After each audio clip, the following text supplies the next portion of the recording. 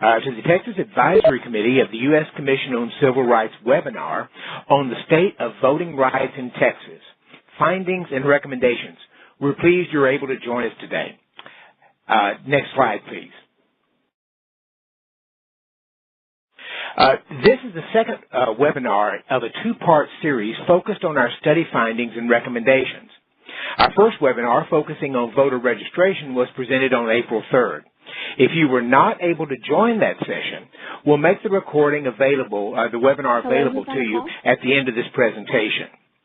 Today, we'll go over highlights from a qualitative study that examined potential barriers to voting in Texas that may have a discriminatory impact on voters based upon protected categories, that is, race, color, sex, disability, status, and national origin. We narrowed our scope to examine three areas that may be barriers to voting. As I mentioned, the last webinar focused on voter registration. Today's webinar will focus on access to and administration of polling locations and language access. In this memorandum, we've also identified a number of recommendations that were issued to federal enforcement agencies and various state entities to address the issues noted in our memo. Next slide, please. I'd like to start by introducing the outstanding team we have here in Texas. My name is Merrill Matthews, and I'm honored to serve as Vice Chair of the Texas Committee. Mimi Marziani from Austin chairs the committee. Also with us, Joni Baker from College Station, Josh Blackman from Houston, Charles Bursett from Kirbyville, Rogine Calvert from Houston, Francis Carnot from San Antonio, Jason Casales from Houston, Cecilia Castillo from Buda, Bobby Lydia from Duncanville, Christina Sanders from Houston, Ronald Smeeberg from San Antonio, and Barbara Walters from Plano. Now, Joni Baker, Cecilia Castillo, and Bobby Lydia will be joining me in presenting today. Our members are composed of a diverse group of Texans holding various positions at public and private organizations who serve on this committee for 4-year terms. The U.S. Commission on Civil Rights aspires to appoint diverse state advisory committee members to serve on these committees, and we are currently diverse in political leanings, professional experience, racial and ethnic background, and many other areas. Now, before we jump into our presentation today, I'm pleased to announce that the chair of the U.S. Commission on Civil Rights, Catherine E. Lhamon, is with us today, so I'm going to turn the mic over to her for some introductory remarks. Chairman? Thank you so much. Thank you so much, Vice Chair Matthews. This is Catherine Lhamon, and I want to thank everyone who's here for tuning in, for your interest in voting rights, and for ensuring that the polls are accessible to all voters. I am especially grateful to the Texas State Advisory Committee, led by Chair Mimi Marziani, for their work to gather testimony and directly in the state of Texas to report on voter access in the state. We at the Commission are and were grateful for their work, for how it will improve access in Texas, and we are also grateful to rely on this work in the National Report on Voting Rights that we issued just last fall, given that the issues in Texas serve as a lens through which we can and should view the entire country. Indeed, in our Commission's report, we dedicated an entire chapter to discussing access and barriers to voting in Texas and in North Carolina in the context of the immediate post-Shelby impact on minority voting rights. Since the report was issued, the Commission has engaged with government officials, committees, and stakeholders about our report on voting rights and highlighting the critical information we received from our state advisory committees. I'm also very grateful that all of you are further engaging in that work right now. We've shared our report with members of Congress, with the President, and with the general public, held briefings on the Hill, including before the Congressional Black Caucus, the Congressional Hispanic Caucus, and the Congressional Asian Pacific American Caucus. Just a few weeks ago, I testified to the House Judiciary Committee about our report and the status of voting rights in this country. I look forward to seeing what national legislation and other action might be taken in the coming months and years, relying on the evidence that the Commission gathered, including the evidence from the Texas State Advisory Committee. I'm going to turn you all back to the Vice Chair in just a moment, but before I do, I want to take a quick moment for a plug in case we have participants from outside of Texas or folks with connections to civil rights advocates outside of the state. The Commission is currently recruiting for new members for our state advisory committees. We're accepting applications in particular for the states of Idaho, Illinois, Indiana, Iowa, Kentucky, Maryland, Massachusetts, Oregon, South Carolina, South Dakota, Washington, West Virginia, Wisconsin, Wyoming. Information is available on our website if you click on the tab marked Advisory Committees at the top of the homepage. And I know you all will see confirmation from today's webinar of just how critically important to civil rights in this country state advisory committees are and can be. So I hope that others will be interested in doing that critical work as well. Thank you all for your work today. And thank you, Commissioner. We so appreciate your work and that of the other commissioners and staff on the ongoing mission of making voting fairer and freer across the country. Thank you. Next slide, please. We are responsible for advising the Commission of any knowledge or information regarding alleged deprivation of voting rights or alleged discrimination based on race, color, religion, sex, age, disability, or national origin, or in the administration of justice through this information. We're also tasked with forwarding advice to the recommendations based on a topic of study. And finally, we are also responsible for assisting the Commission with the development of reports on issues of mutual concern. In the fall of 2018, the Commission issued its 2018 Statutory Enforcement Report, an annual report sent to the President of Congress, and on minority rights, to which we contributed. If you'd like to read that report, we will provide a link to that at the end of our slides, along with a link to our own advisory memorandum. Next slide, please. We carried out our charge at a state advisory committee by conducting a qualitative fact-finding study. Through a series of public planning meetings, we identified speakers from varying perspectives who could provide greater context to the state of voting rights in Texas. We invited each of these speakers to an all-day public briefing on March the 13th, 2018 in Houston, and asked those who were unable to attend to submit written testimony so that we would have a diverse perspectives for a fuller understanding of the topic. Individuals who were in attendance ranged in perspective from voting rights advocates to county recorders to academics to the Office of Secretary of State. Please note that while we heard from diverse perspectives, we were unable, after making multiple outreach attempts, to receive testimony from individuals or organizations we have here identify as conservative. My name is Merrill Matthews, and I'm honored to serve as Vice Chair of the Texas Committee. Mimi Marziani from Austin chairs the committee. Also with us, Joni Baker from College Station, Josh Blackman from Houston, Charles Bursett from Kirbyville, Regine Calvert from Houston. Now, in the next few slides, from San Antonio, we will share various findings pertaining to access to the administration from polling locations, Bobby Lydia from Duncanville, derived from Christina Sanders from Houston, and I'll share a few findings as well. From San Antonio, and Barbara Walter from Plano. Now, Joni Baker, Cecilia Castillo, and Bobby Lydia will be joining me in presenting today, and we'll answer them. Our members are composed of a diverse group of Texans holding various positions at public and private organizations who serve on this committee for 4-year terms. The U.S. Commission on Civil Rights aspires to appoint diverse state advisory committee members which you serve on these committees, and we are currently diverse in political leanings, professional experience, racial and ethnic background, and many other areas. Now, before we jump into our presentation today, I'm pleased to announce that the chair of the U.S. Commission on Civil Rights, Catherine E. Lhamon, is with us today, so I'm going to turn the mic over to her for some introductory remarks. We heard from a panelist that college students face barriers to voting because there is a shortage of polling locations accessible or convenient to college campuses. Another panelist noted that polling places are sometimes located in intimidating locations, such as a sheriff's office or other law enforcement offices, and that may discourage marginalized communities from voting. Next slide, please.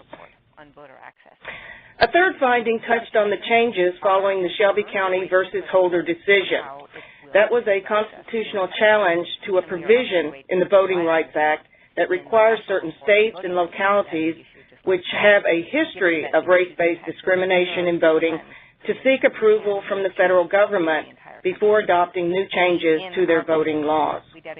Testimony indicated that polling locations and voting procedures in Texas have changed significantly following the Shelby County versus Holder decision, and these may have disenfranchised certain voters. The following examples demonstrate these changes.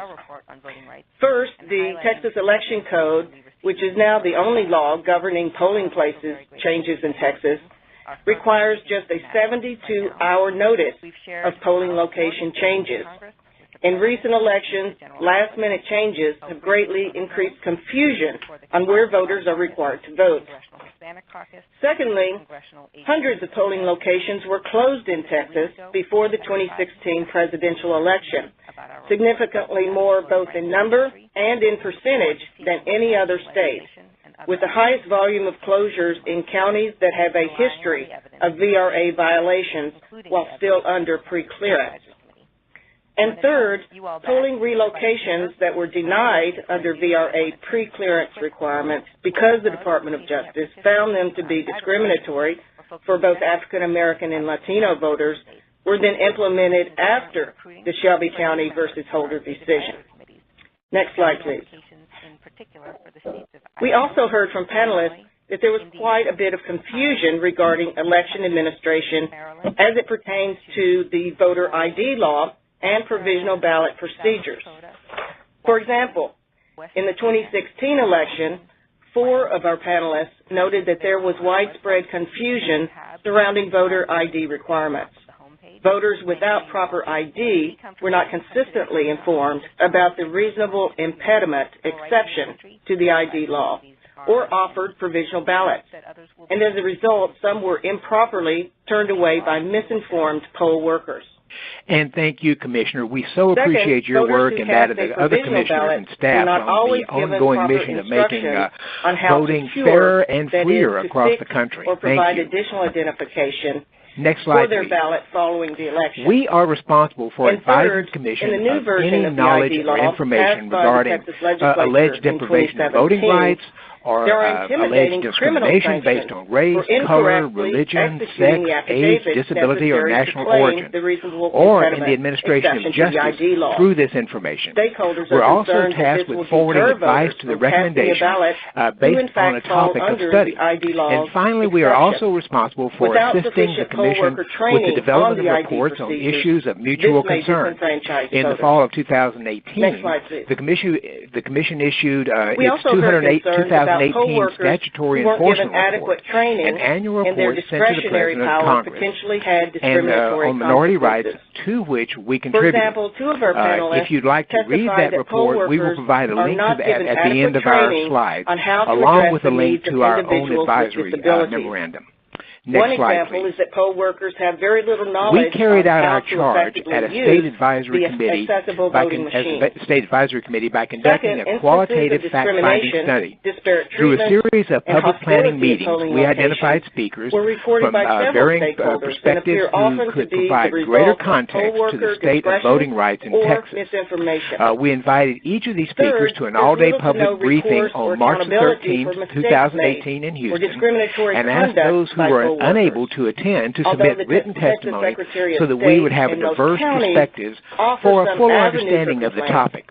Individuals who were in Testimony attendance suggested that the ranged in current perspective procedures from are unresponsive voting rights and advocates difficult to navigate. county recorders to academics to Fourth, the Office of there is Secretary of currently no State. easily accessible way Please to gather note that while we statewide heard data from about diverse how many perspectives, Texans experience we were problems at unable, the polls after making and were multiple therefore outreach unable attempts, cast a to regular receive ballot. testimony from Because there are no individuals or statewide records of organizations that provisional ballot self-identify as tests. conservative. In Therefore, addition, those there's no perspectives mechanism are for tracking largely how many absent people from were these turned findings. away without being Next slide, offered a please. provisional ballot.